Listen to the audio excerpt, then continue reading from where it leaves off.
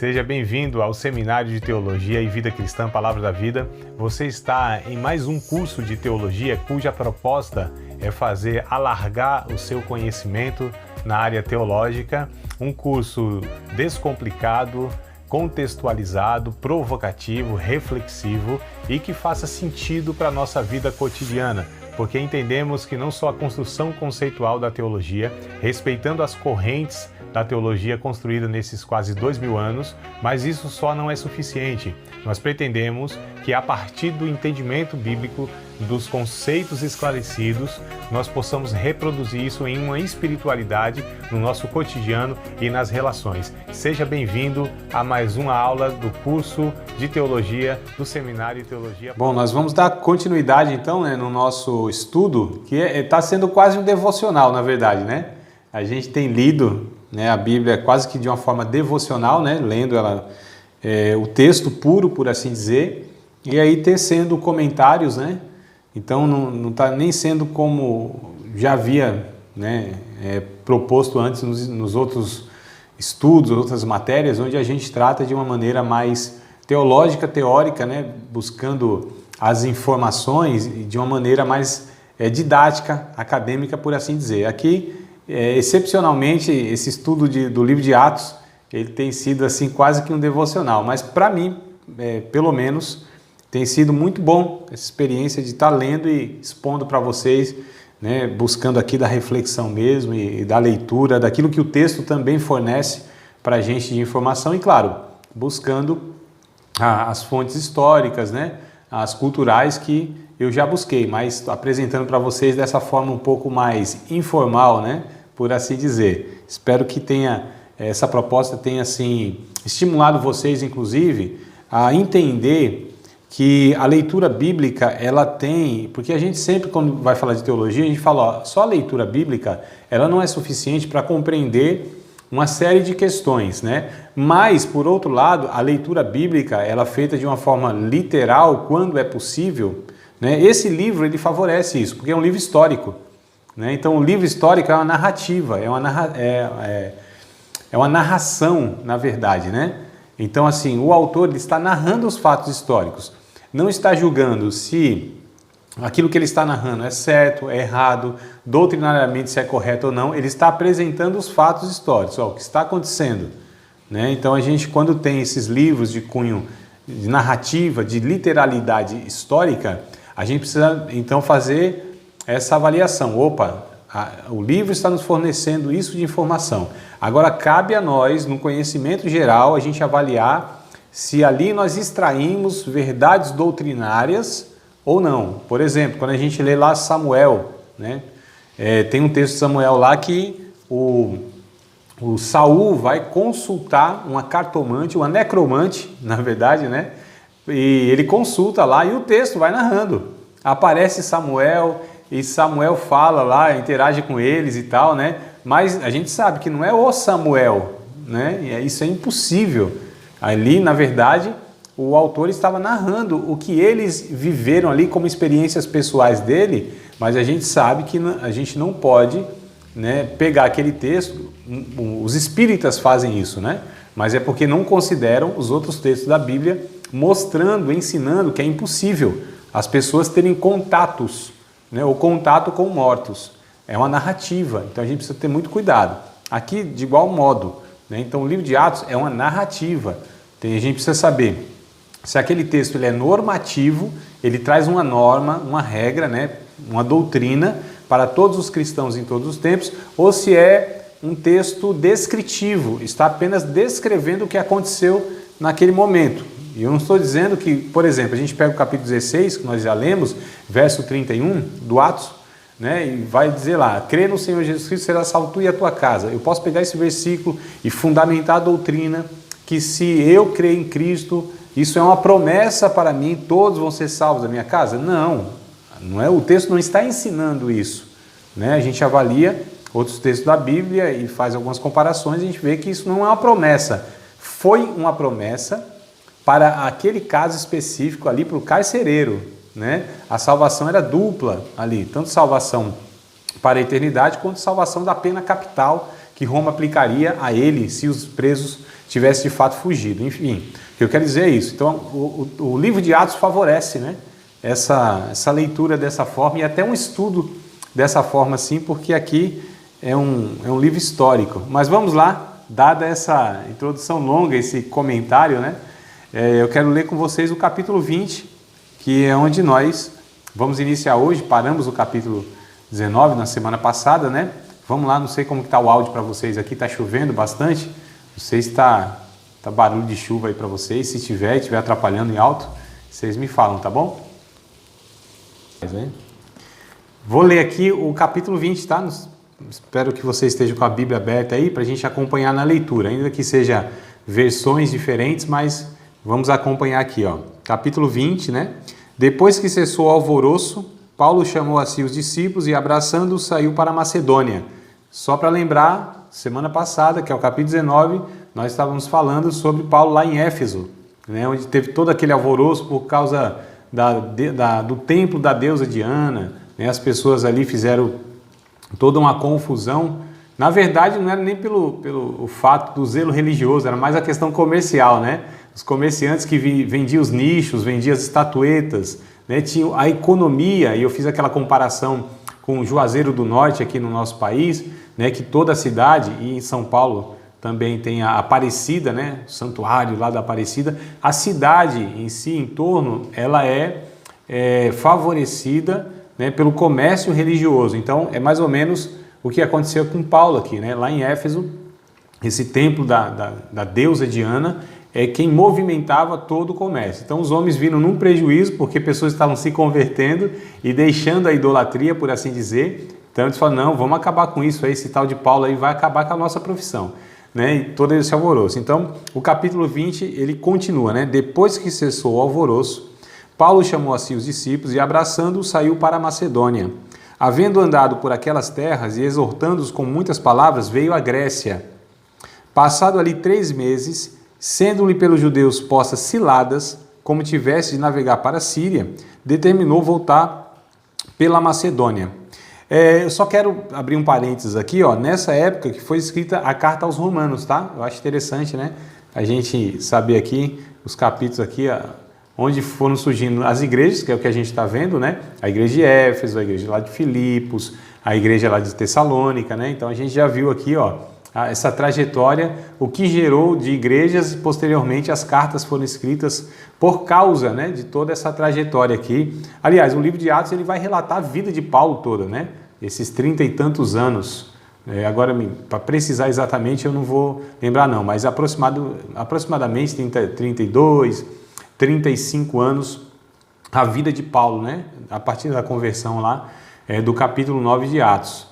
E aí, o final da vida dele, na verdade, a última que ele escreve é 2 Timóteo, mas é o livro de Atos que vem mostrando toda essa trajetória da conversão até a morte. Na verdade, não fala da morte, né? O capítulo 28, a gente vai chegar lá, se Deus quiser, né? A gente chega lá, o negócio está longo aqui, mas vai falar que Paulo, né, no final, ele está em Roma pregando, enfim, não vou dar um spoiler não, mas não fala da morte de Paulo, mas enfim. Aqui a carta de Paulo, a carta aos Romanos. Paulo escreve a carta aos Romanos nessa ocasião aqui, tá? Verso 4. Acompanhou até a Ásia Sópatro de Bereia e dos de Tessalônica, Aristarco, e segundo não é segundo é uma pessoa, tá? O nome, né? E segundo, e Gaio de Derbe, e Timóteo, e dos da Ásia, Tíquico e Trófimo. A gente vai ver nas cartas que esses irmãos aqui, eles aparecem, né, em diversas cartas, nos agradecimentos que Paulo faz. Verso 6. E depois dos dias dos pães asmos, navegamos de Filipos, e em 5 dias fomos ter com eles a Troade, onde estivemos 7 dias. No primeiro dia da semana, que é o domingo, tá? Ajuntando-se os discípulos para partir o pão, Paulo, que havia de partir no dia seguinte, falava com eles e alargou a prática até a meia-noite. Olha que coisa interessante, né? A gente tem hoje o primeiro dia da semana, segunda-feira, né? Mas é uma questão muito mais comercial, porque chama de dia útil, né? Mas os cristãos, ó, eles tinham o primeiro dia da semana, era o domingo.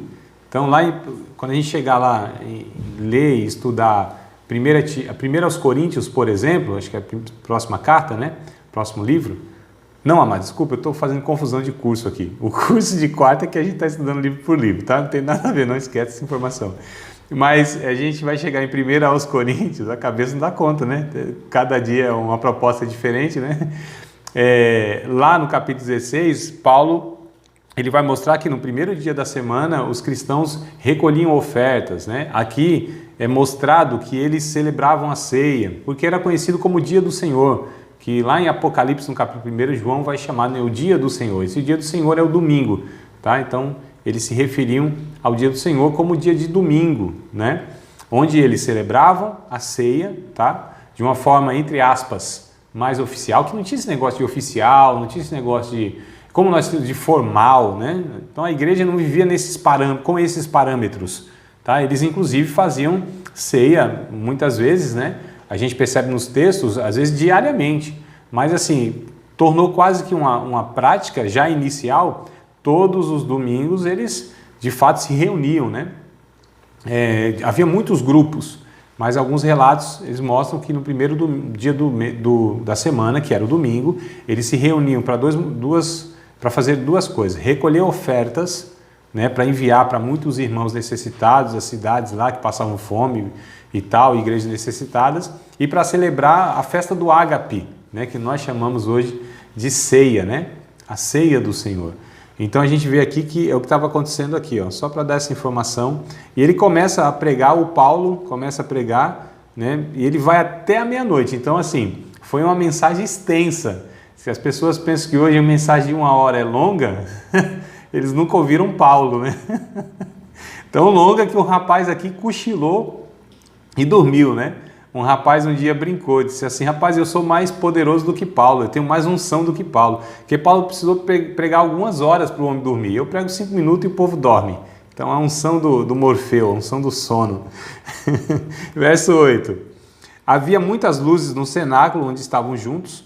E um cenáculo, também a gente deve desmistificar, desconstruir essa questão de templo, né? Cenáculo não é templo. Lá do capítulo 2 que nós vimos, o cenáculo é um espaço, é um cômodo grande, né? Cenáculo mobiliado, por exemplo, onde Jesus celebra a primeira ceia lá com os discípulos, a última ceia com os discípulos, e em Atos 2 também eles estão no cenáculo. O cenáculo é um espaço, é um cômodo que cabe 100 pessoas. De fato, não é um cômodo comum, é grande, mas não é um templo, é uma casa, tá certo?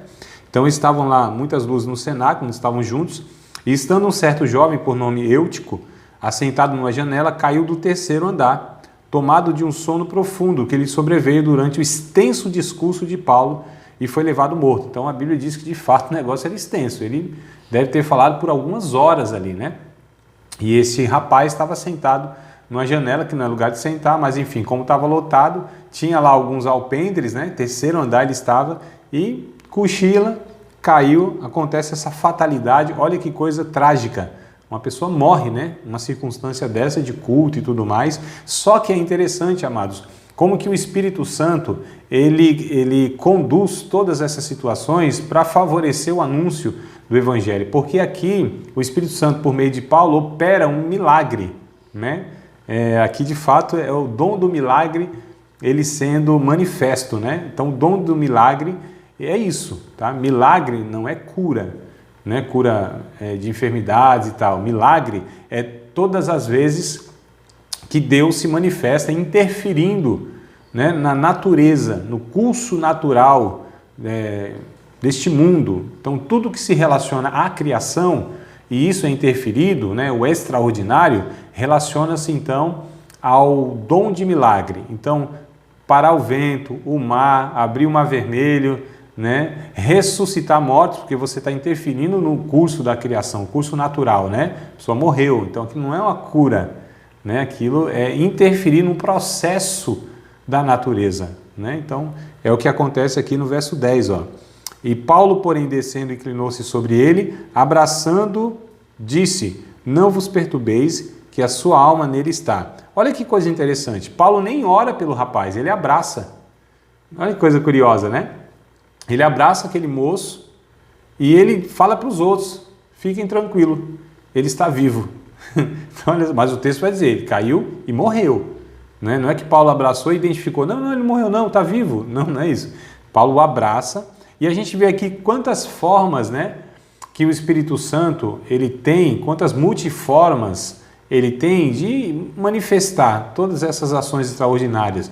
Eu me lembro aqui, lendo esse texto, lá de Elias, eu sempre esqueço, Elias ou foi Eliseu, ou foram os dois que operaram, né, que eles operaram milagres bem semelhantes, mas um menino que morre lá e o profeta, ele deita em cima do menino, né? Coloca as mãos com as mãos do menino, parece que o rosto com o rosto do menino e tal, e ele ressuscita. Então Paulo aqui, ó, abraça o rapaz e ele é ressuscitado.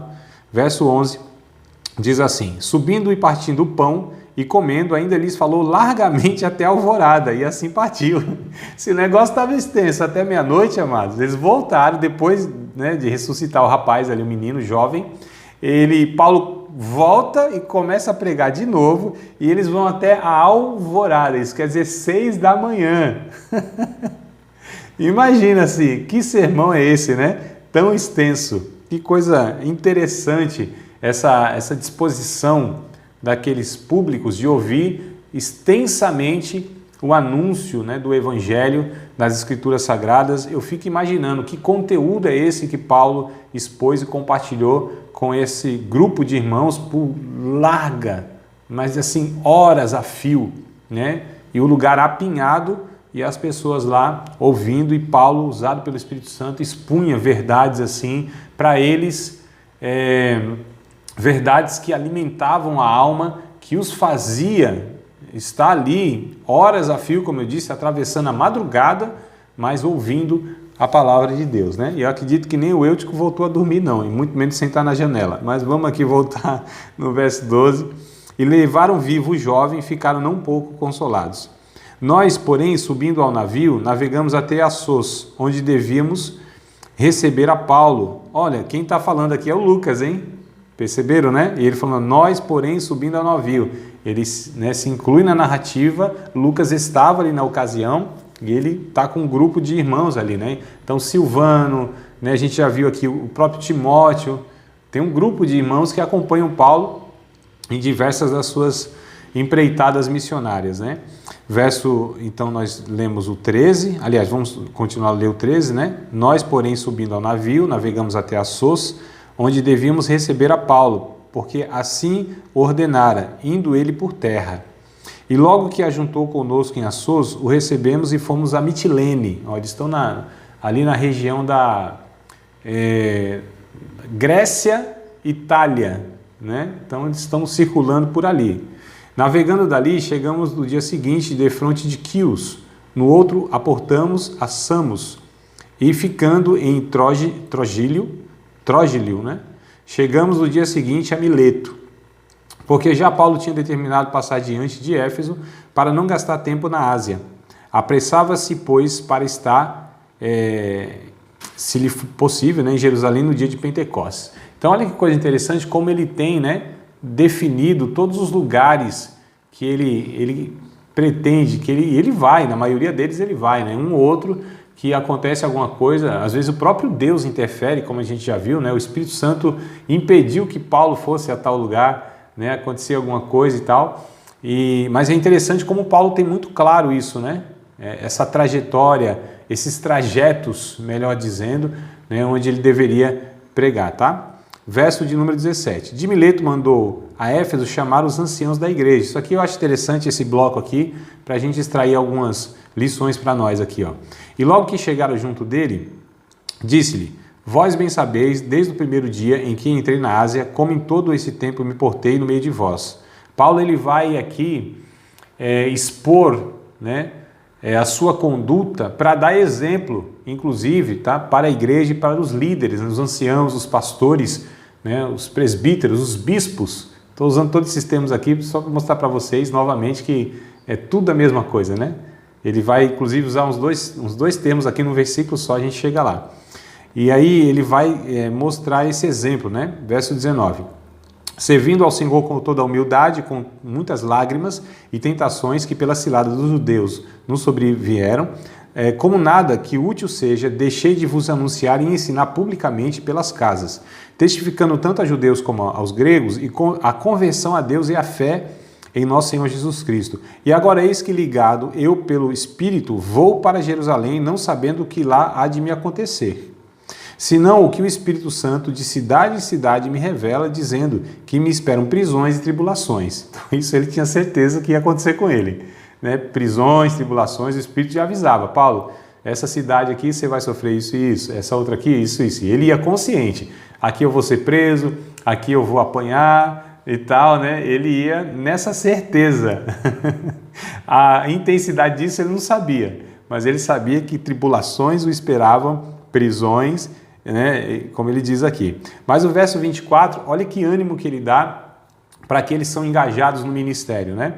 Mas em nada tenho a minha vida por preciosa, contanto que cumpra com alegria a minha carreira e o ministério que recebi do Senhor Jesus para dar testemunho do Evangelho da graça de Deus. Então Paulo nos mostra aqui que a vida do obreiro, do ministro, ele não é preciosa ante a missão que Deus lhe deu. Então a missão que Deus nos deu de compartilhar o Evangelho, ela é muito maior do que a própria vida a ser preservada. Paulo entendeu isso. Ele disse, não tenho a minha vida por preciosa, contanto que cumpra com alegria, não é com pesar, como Pedro vai depois ensinar lá em 1 Pedro capítulo 5, né? Não com pesar, não com arrastando corrente, com lamento, meu Deus, eu não tenho para onde fugir, né? Não dá, Deus ele me emboscou, né? Criou uma emboscada para mim e eu estou nessa situação, não consigo sair, né? Não tenho o que fazer mais a não ser, não. É com alegria, né? Com o senso de privilégio, o propósito que Deus colocou sobre nossas vidas, né? Digo, os obreiros principalmente, de compartilhar o Evangelho, de anunciar o Evangelho dessa forma aqui, plantando igrejas inclusive. Verso 25, e agora na verdade sei que todos vós, por quem passei pregando o reino de Deus, não vereis mais o meu rosto. Então olha, ele tem certeza que ele não vai ver esses irmãos aqui. Olha como o Espírito Santo de fato, né?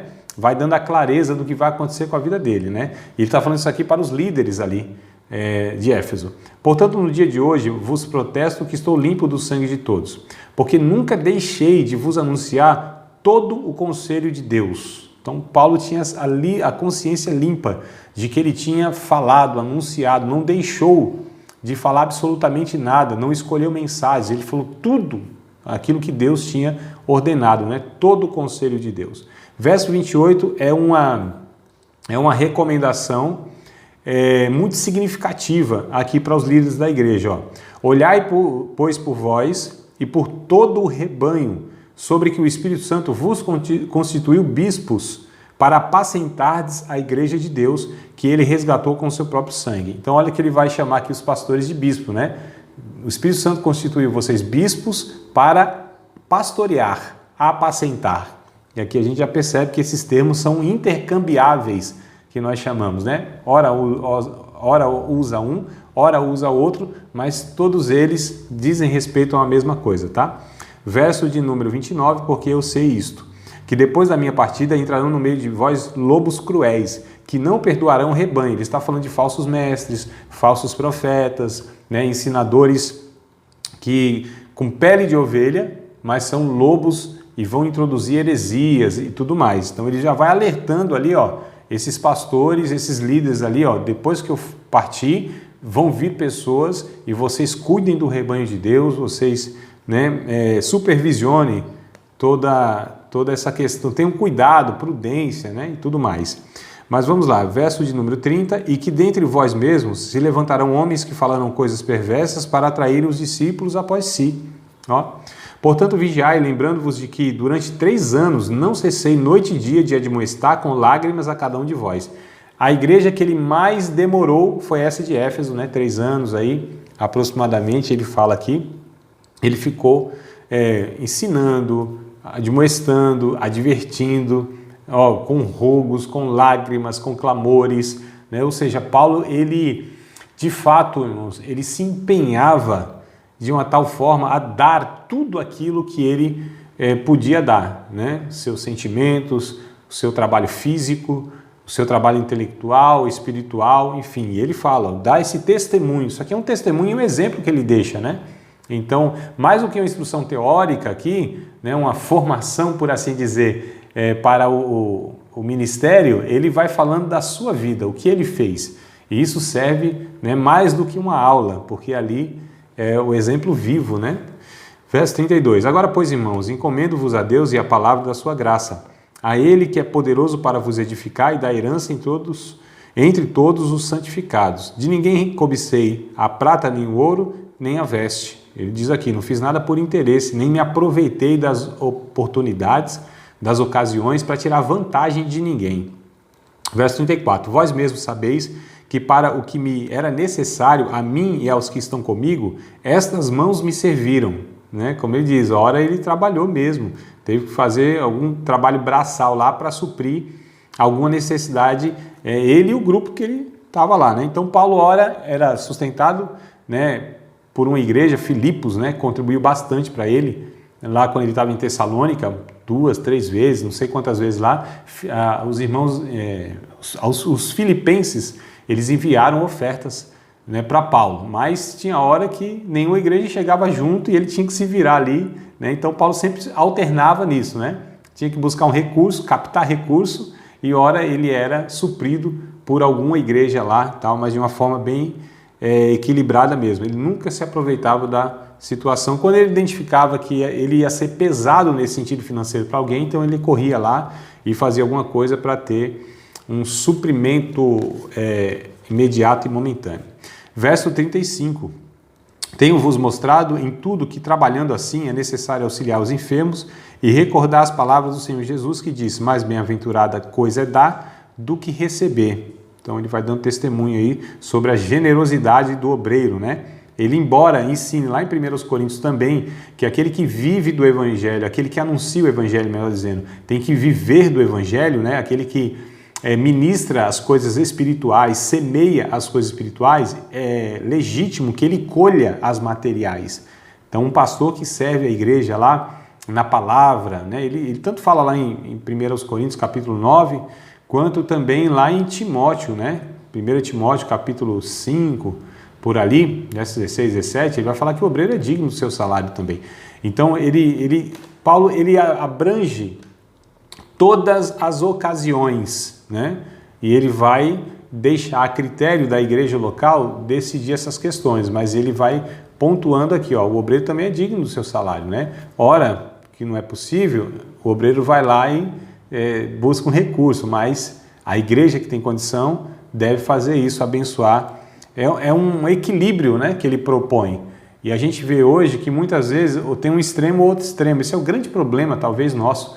A gente vive nos extremos, né? Não consegue discernir a situação, discernir lá a ocasião e ali agir de uma maneira bíblica naquilo que a Bíblia ela propõe, né? Nas ocasiões diversas e tal. Mas verso 36 a gente continua, diz assim, e havendo dito isso, pôs-se de joelhos e orou com todos eles. Levantando-se um grande pranto entre todos e lançando-se ao pescoço de Paulo, beijavam, entristecendo muito, principalmente pela palavra que dissera, que não veriam mais o seu rosto, e acompanharam até o navio. Então olha que chororô que foi, como eles amavam Paulo, né? Como Paulo era querido por esses irmãos, esses obreiros aqui. Eles tinham Paulo como quase que um pai, por assim dizer, né? Paulo é quem tinha anunciado o evangelho, ganhado para Cristo, formado eles lá, né? Como obreiros. Então, assim, eram gente que Paulo ganhou para Cristo, preparou para o ministério, andou com eles, né? Então havia uma ligação muito forte afetivamente. Então foi um choro enorme aqui, né? É um negócio muito interessante. Vamos para o capítulo 21, na continuidade, tá? Aconteceu que, separando-nos deles, navegamos e fomos correndo caminho direito e chegamos a Cós. Então, olha os termos, nós, né? Então, ó, separando-nos, navegamos. Então, é o Lucas que vai narrando aqui, ele se inclui, como eu disse aqui, né? E no dia seguinte, a Rhodes, de onde passamos a Pátara. Só lugarzinho estranho, né? Achando o navio que ia para a Fenícia, isso aqui vai ser muito interessante esse relato aqui. Embarcamos nele e partimos. E indo já à vista de Chipre, é uma ilha, né? Deixando-a à esquerda, navegamos para a Síria e chegamos a Tiro. Tiro de Sidom, já estava indo a caminho lá de Jerusalém. Porque o navio havia de ser descarregado ali. Deu uma enroscada aqui. Verso 4. E achando discípulos, ficamos ali 7 dias, e eles, os discípulos, tá? Pelo Espírito, diziam a Paulo que não subisse a Jerusalém. Então, só dar uma pausazinha aqui, porque às vezes essa expressão, ela confunde. Não é que esses discípulos, eles profetizaram, não é que eles falaram impulsionados pelo Espírito Santo, tá? Quando o termo diz assim, eles pelo Espírito diziam a Paulo que não subisse ali, é pelo que o Espírito Santo tinha dito que ia acontecer com Paulo, então os discípulos falaram, não suba lá, por aquilo que o Espírito falou que ia acontecer com você. Vocês entenderam, amados, a diferença? Então muitos falam assim, não, mas o Espírito disse para que ele não fosse e ele foi, então Paulo desobedeceu a Deus? Então se a gente não souber da interpretação correta aqui, a gente tira uma conclusão equivocada, tá? Então talvez a versão, a tradução não seja a melhor e não esclareça isso, né? Mas a gente precisa entender, tá? Então essa expressão que os discípulos falaram e eles pelo Espírito diziam a Paulo que não subisse a Jerusalém, não é que o Espírito os usou para uma mensagem profética para advertir Paulo, porque Paulo foi, senão Paulo teria aqui uma grande desobediência, né? Mas não é esse o caso, tá? E eles estavam se referindo. Bom, foi o capítulo 20 que nós lemos, né? Que o Espírito estava revelando a Paulo que ele ia ser preso, ia passar tribulação, e Paulo comunica isso. E ele disse, não, já que o Espírito Santo falou para você que você vai passar tudo isso, então não vá não. Esse é o sentido do negócio. Verso 5. E havendo passado ali aqueles dias, saímos e seguimos nosso caminho, acompanhando-nos todos, cada um com sua mulher e filhos, até fora da cidade, e postos de joelho na praia, oramos. Olha que cena bonita, semelhante à anterior, né? Colocava de joelho ali, se abraçava todo mundo. Aqui a gente vê uma grande congregação, né? Famílias, filhos, mulheres e tudo mais, na beira da praia, orando lá com Paulo para se despedir. E saudando-nos uns aos outros, subimos ao navio e eles voltaram para casa. E nós, concluída a navegação de Tiro, viemos a Ptolemaida. E havendo saudado os irmãos, ficamos com eles um dia. No dia seguinte, partindo dali Paulo, e nós que com ele estávamos, chegamos a Cesareia, e entrando em casa de Filipe, o evangelista, ó, aquele Filipe lá do capítulo 6 de Atos, aquele diácono, lembra dele? Filipe lá, né? Que foi até o eunuco, aquela coisa toda. Olha ele aparecendo aqui, ó, alguns anos depois, né? Encontraram o Filipe aqui. Ele é denominado de o evangelista para distingui-lo de Filipe o apóstolo, tá? É por isso que o Lucas fala Filipe o evangelista, não é Filipe o apóstolo. A gente tinha o Filipe apóstolo, né? Então o evangelista. Fala, mas não era diácono? Tá, mas aqui olha só como ele exercia a função de um evangelista. É interessante, amados, a gente entender, porque hoje está tão mudado, né? Essas questões que a gente fala, mas evangelista, diácono, o Novo Testamento e a Bíblia em si não tem esses termos como títulos, tem esses termos como funções. Então, por exemplo... Um minuto, pastor. Sim. Pode falar. Quer perguntar alguma coisa? Entendi. Então, como eu estava dizendo, a Bíblia, né, ela não tem esses termos como um título, e sim como função que está sendo desempenhada. Então, lá no capítulo 6, por exemplo, de Atos, claro, o Filipe, ele tem uma função de diácono, né? Então, ele é chamado de diácono porque exerce essa função na igreja lá. Aqui, ele exerce uma função de evangelista, então ele é chamado de evangelista. Então, não é o título que a pessoa carrega, é aquilo que ela faz de fato. Então, hoje, por exemplo, nós temos pessoas que têm um título, né, uma designação de diácono, mas não é uma pessoa que serve na igreja. De repente, ela está lá só com o título. Você tem, de repente, uma pessoa com o título de evangelista e ela não, na prática, ela não exerce a função, é só o título que ficou. De repente ela exerceu lá no passado, ou nunca exerceu, mas as pessoas, algumas igrejas, né, se pautam por essa questão de dar títulos para as pessoas por uma série de motivos, menos pelo motivo bíblico, que é a primeira vocação, o chamado de Deus na vida da pessoa e aquilo que ela exerce. Então, de repente, você tem uma pessoa que tem o título de pastor, mas ele não cuida de gente, ele não pastoreia em si.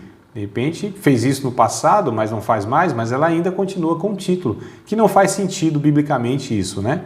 Mas vamos lá. Então, o verso de número 8 aqui, né, vai falar Filipe o evangelista, que era um dos sete diáconos lá, né?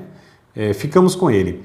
Tinha este 4 filhas donzelas. Isso aqui que eu acho curioso e eu quero expor aqui alguma coisa. Tinha este 4 filhas donzelas, virgens, né? Que profetizavam. Então, olha que coisa interessante. Elas profetizavam. Essas 4 filhas de Filipe profetizavam. Demorando-nos ali por muitos dias, chegou da Judéia um profeta por nome Ágabo. Só para a gente ver aqui, ó, existia 4 meninas lá, jovens possivelmente, né? Que profetizavam. O Espírito Santo usava em mensagens proféticas.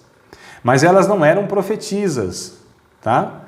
Agora havia aqui um homem que era chamado de profeta, né? Que é o Ágabo, que ele já apareceu lá no capítulo 11 já, não sei se vocês lembram, né? Mas lá no capítulo 11 esse profeta ele surge lá. A gente vê aqui em Atos dos Apóstolos que nós temos Barnabé, o próprio Paulo, Silas, enfim, vários que eles são reconhecidos como profetas. Quem é o profeta no Novo Testamento? Né? Que Paulo diz lá em Efésios capítulo 4, versículo número 11, né? Que Jesus deu uns para apóstolos, profetas, evangelistas, pastores e doutores, nessa ordem. Quem são esses profetas? Não são aqueles do Antigo Testamento, aqueles que eles falavam e escreviam, né? Não são naqueles moldes. Os profetas do Novo Testamento são os pregadores itinerantes, que nós chamamos hoje, né? Infelizmente, os pregadores itinerantes hoje nem sempre são de fato profeta. E aqueles que dizem profeta nem sempre de fato são os pregadores itinerantes. E que profecia é essa? Por que são chamados de profeta? Porque eles pregam a palavra. É simples assim, né? Então, profeta não é aquele que tem uma mensagem profética. Essas meninas, por exemplo, elas eram usadas para expor mensagens proféticas, mas não eram, tá? Não tinham a função de profetisas, por assim dizer, esse cargo ministerial. Então existe o cargo ministerial, existe o dom. O dom é uma coisa. É possível um pregador itinerante, né? Ou seja, o profeta, ele ter a função de pregador, mas não ter o dom de profecia, por assim dizer, que é essa impulsão do Espírito Santo, trazendo uma mensagem, né, ali, naquela ocasião específica, tá? Então é possível isso. Então, profeta é uma coisa, aquele que profetiza é outra coisa. Então, o que profetiza é usado através do dom de profecia. O profeta é aquele que expõe a palavra de Deus nas pregações. Tá? Só para a gente ver aqui, isso aqui para mim é o texto mais claro que nós temos para tá definindo isso. Tá? Então, demorando-nos ali por muitos dias, chegou da Judéia um profeta por nome Ágabo, e vindo ter conosco, tomou a cinta de Paulo, e ligando-se aos seus próprios pés, aos seus próprios pés e mãos, disse, isso diz o Espírito Santo. Então, olha coisa curiosa, aqui sim ele trouxe uma mensagem profética, tá? Assim ligarão os judeus de Jerusalém o varão de quem é esta cinta, e entregarão nas mãos dos gentios. E ouvindo nós isto, rogamo-lhes, tanto nós como os que eram daquele lugar, que não subisse a Jerusalém. Então, o povo amava Paulo no sentido, vamos preservar Paulo, né? Embora Deus tenha falado que isso vai acontecer com ele, mas Paulo não vai não, que a gente ama tanto, a gente não quer que você sofra, não quer que você seja preso, muito menos morto, então não vá. O povo começou a falar, não, Paulo, não vai. Olha que luta boa, o Espírito Santo dizendo, vai meu filho, e o povo dizendo não. E os dois estavam legitimados, né? Deus enviando Paulo para o seu chamado, e Deus é soberano, mas o povo não querendo que Paulo sofresse. Então, são duas vontades aqui, por assim dizer, legítimas, né? Uma que é a vontade do próprio Deus, que é boa, agradável e é perfeita, e do povo também, que tinha essa afinidade com Paulo aí, né? Queria preservá-lo. Esse amor mais protecionista, né? Do ser humano. Verso de número 13, mas Paulo respondeu, que fazeis vós, chorando, magoando-me o coração? Porque eu estou pronto, não só a ser ligado, né, preso, mas ainda a morrer em Jerusalém pelo nome de Jesus. E como não podíamos convencê-lo, nós arquitetamos, dizendo, olha que coisa interessante, faça-se a vontade do Senhor. Desculpa, não vou corrigir aqui, arquitetamos não, aquietamos, tá? Nós aquietamos. Arquitetar é uma coisa. Aquietamos dizendo, então faça-se a vontade do Senhor. Não tinha jeito mesmo, Paulo estava resoluto. Ninguém ia parar Paulo, né? Não adiantava chantagem emocional, como eles fizeram aqui. Verso 15. Depois daqueles dias, havendo feito os nossos preparativos, subimos a Jerusalém. E foram também conosco alguns discípulos de Cesareia, levando consigo um certo Minasson, natural de Chipre, discípulo antigo, com quem havíamos de hospedar-nos. Ó, tinha um veterano aqui, né? Um discípulo muito antigo, um ancião da fé. Que coisa interessante que aparece aqui esse termo, né? Um discípulo antigo. Olha como eles também tinham muito valor essa questão e respeitavam, e Paulo vai ensinar isso depois lá na carta também a Timóteo, né? De respeitar os anciãos. Era uma cultura que se tinha lá desde o judaísmo antigo, né? Que infelizmente a nossa cultura hoje ela deixou, né? Ela despreza, né? Ou seja, o velho é um peso para a sociedade, o velho ele muitas vezes é desprezado, né? Mas nas culturas, inclusive culturas mais milenares, né? As culturas orientais, ainda o ancião é uma figura de muito respeito, né? Dizem em uma dessas culturas aí, quando morre um ancião, é equivalente a toda uma biblioteca ser queimada, né? Só eles veneram, por assim dizer, o ancião, o respeito é muito grande. É o que a Bíblia ensina, inclusive, né? Mas vamos lá, verso 17. E logo que chegamos a Jerusalém, os irmãos nos receberam de muito boa vontade. No dia seguinte, Paulo entrou conosco em casa de Tiago e todos os anciãos vieram ali.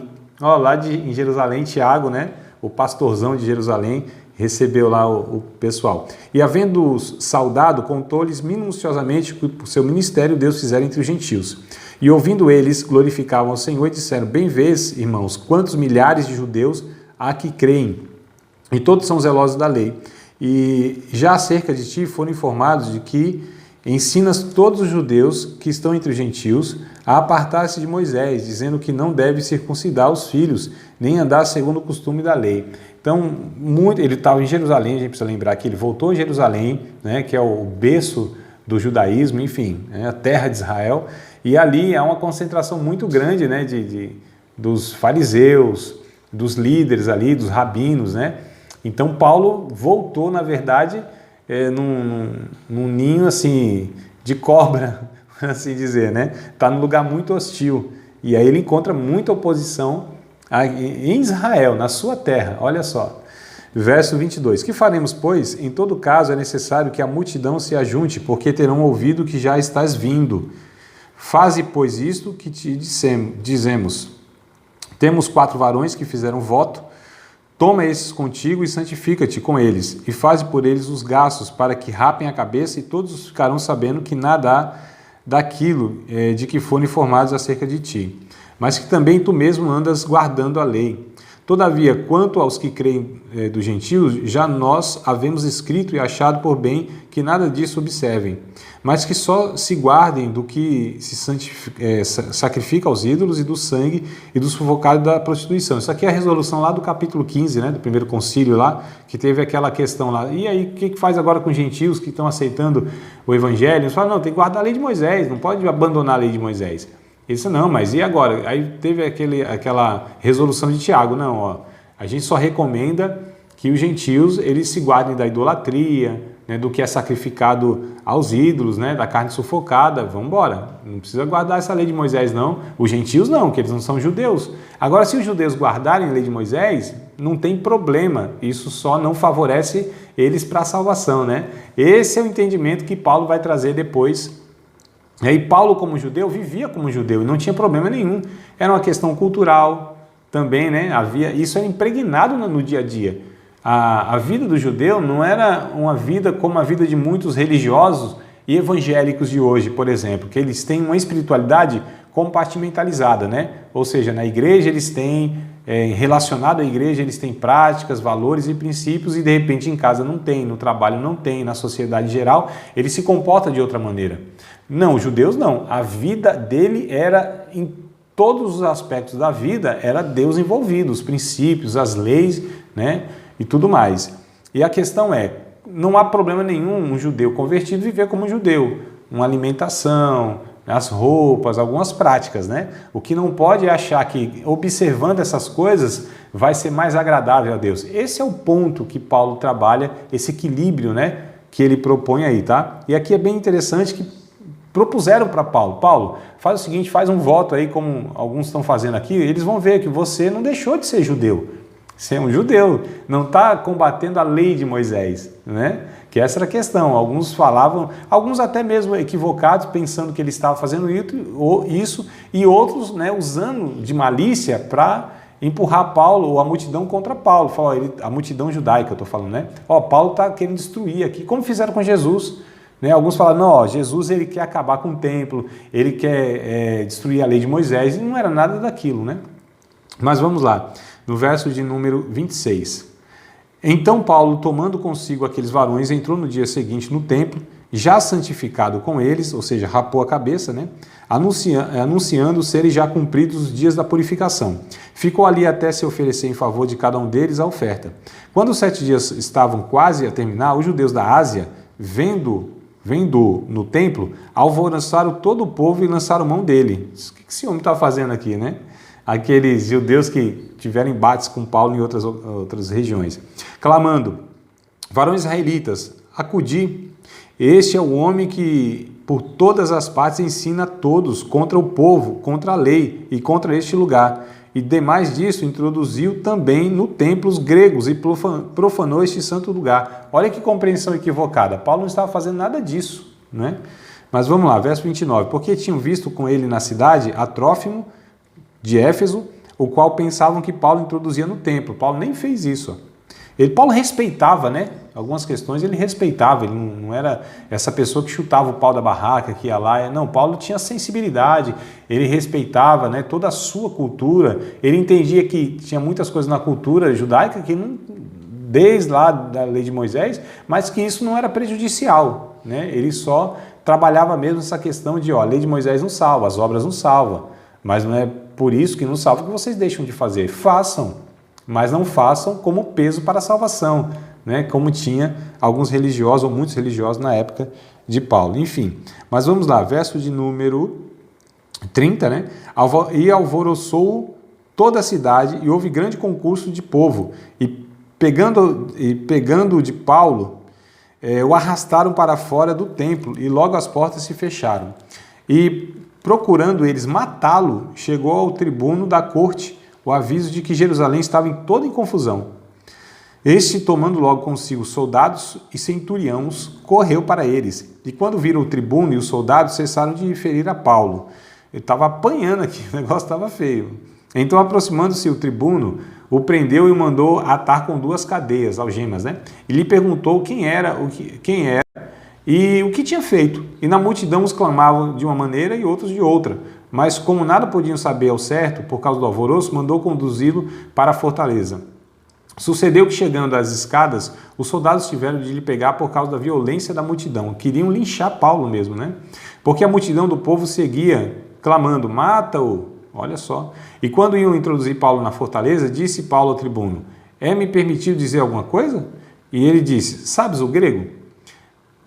Não és tu, porventura, aquele egípcio que antes desses dias fez uma sedição, né, uma rebelião lá, e levou ao deserto 4.000 salteadores? Irmãos, estavam associando Paulo com um criminoso lá e tudo mais, né? Mas Paulo lhe disse, na verdade eu sou um homem judeu, cidadão de Tarso, cidade não pouco célebre na Cilícia. Rogo-te, porém, que me permitas falar ao povo. E havendo-lhe permitido, Paulo, pondo-se em pé nas escadas, fez sinal com a mão ao povo e, feito grande silêncio, falou-lhe em língua hebraica, dizendo, varões, irmãos e pais, ouve agora a minha defesa perante vós. Uma coisa curiosa, o capítulo aqui acabou, mas a fala, perceberam nitidamente aqui que é uma sequência, né? E quando ouviram falar-lhe em língua hebraica, maior silêncio guardaram, e disse, quanto a mim, sou varão judeu, nascido de Tarso da Cilícia, mas criado nessa cidade aos pés de Gamaliel, instruído conforme a verdade da lei de nossos pais, zeloso para com Deus, com todos vós, como todos vós hoje sois. Persegui este caminho até a morte. Lembra que o termo caminho, eles referiam-se aos discípulos de Cristo, né? Então, persegui esse caminho até a morte, prendendo e metendo em prisões tanto homens como mulheres. E aí Paulo começa aqui, eu vou interromper porque o nosso horário já acabou, mas só para não concluir, né? Mas só para falar que a gente vai dar continuidade a partir daqui. Paulo começa a dar um discurso em sua defesa, tá? A próxima aula, então, nós vamos falar a respeito dessa defesa de Paulo aqui, só introduzir para os irmãos ficar aqui. Opa, então É o que a gente vai estudar na próxima aula, é isso aí. A defesa de Paulo lá em Jerusalém, e a gente vai ver que rumo que vai tomar a vida de Paulo aqui. Já está indo para o final da sua carreira, da sua vida. Você acabou de participar de mais uma aula de um dos nossos cursos do Seminário de Teologia, Vida Cristã, Palavra da Vida. Espero que tenha te abençoado, não só alargado o seu conhecimento teológico, mas que tenha também atingido o teu coração para que você possa, a cada dia mais, reproduzir a vida de Deus nas suas relações cotidianas. Se você ainda não é aluno oficial de um dos nossos cursos, se inscreva aqui no contato que vai aparecer do WhatsApp. Também nos siga nas redes sociais, se inscreva no nosso canal, compartilhe à vontade e Deus te abençoe.